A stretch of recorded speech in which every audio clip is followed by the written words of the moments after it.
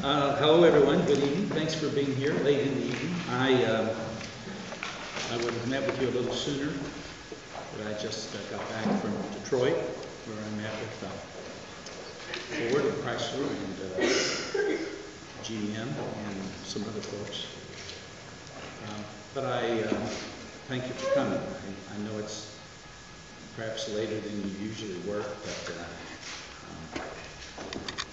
I felt like I had something that I needed to share with you in terms of our budget and what I wanted to say about it. I'll be happy to answer any questions once I've made my statement. It was in December. Seems like longer than that, but it was in December that I stood before many of you and the people of Ohio to share a potential budget shortfall of $7.4 million.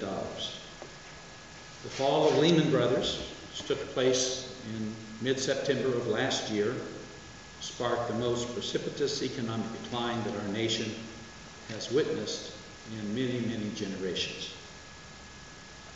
We made that announcement to provide the people of Ohio with an honest assessment of the challenges before us, and not only us, but nearly every other state in this country.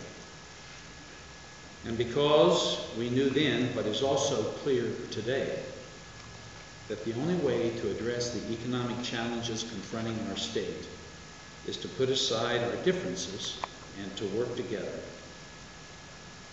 Now more than ever, Ohioans need a leadership that is willing to put aside partisanship, reject gamesmanship, and to work in common purpose to protect the people of Ohio when so many are vulnerable to the effects of this economic recession.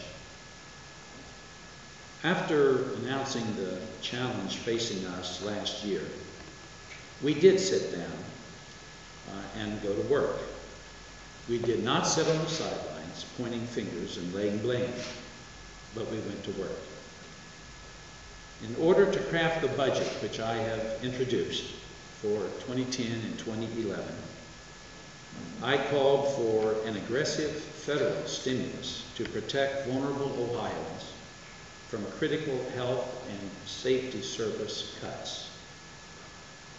More Ohioans than ever are turning to the state for basic safety net services because of the uncertain economy, and turning away Ohioans in their time of need is not a solution to our economic recovery.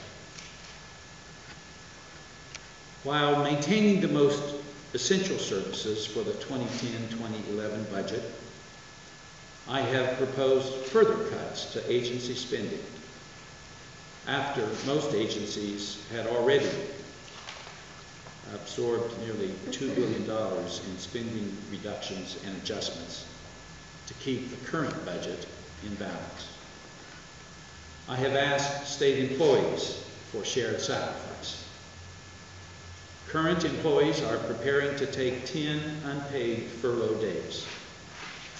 The state workforce has already been reduced by more than 3,000 employees since when I took office 2 years ago.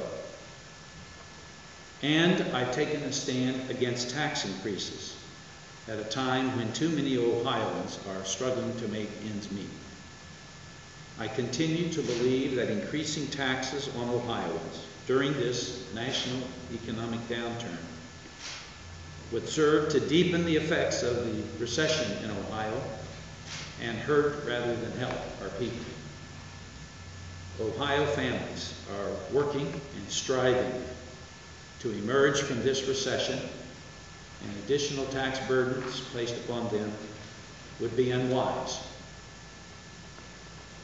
Following recent criticisms, I believe that Ohioans deserve nothing less from our Auditor Mary Taylor and the Republican leaders in the General Assembly than an honest answer to an important question. What taxes would you increase? Or what services would you cut rather than utilize the federal stimulus resources that rightfully are coming to the state of Ohio. I believe if we put aside the heated rhetoric and partisan gamesmanship, the simple truth about federal stimulus resources is that without them, more Ohioans would lose jobs. Fewer Ohioans would have access to health care. Teachers would be laid off. Tuition would increase. Prisons would be forced to close. Mental health and other important community services would be cut, and fewer Ohio jobs would be created. Now, if these are the actions that Mary Taylor and legislative Republican leaders are advocating, they should just come out and say so. I can tell you that I fully intend to make use of every federal stimulus dollar available to Ohio, because I believe those resources rightfully belong to our taxpayers.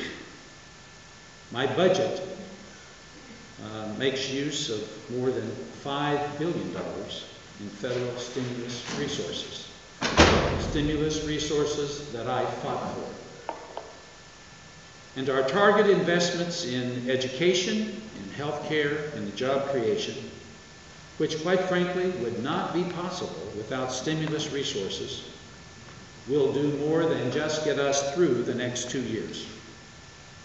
These investments will jumpstart the economy, spur Ohio out of this recession and into recovery, and on to future growth and prosperity.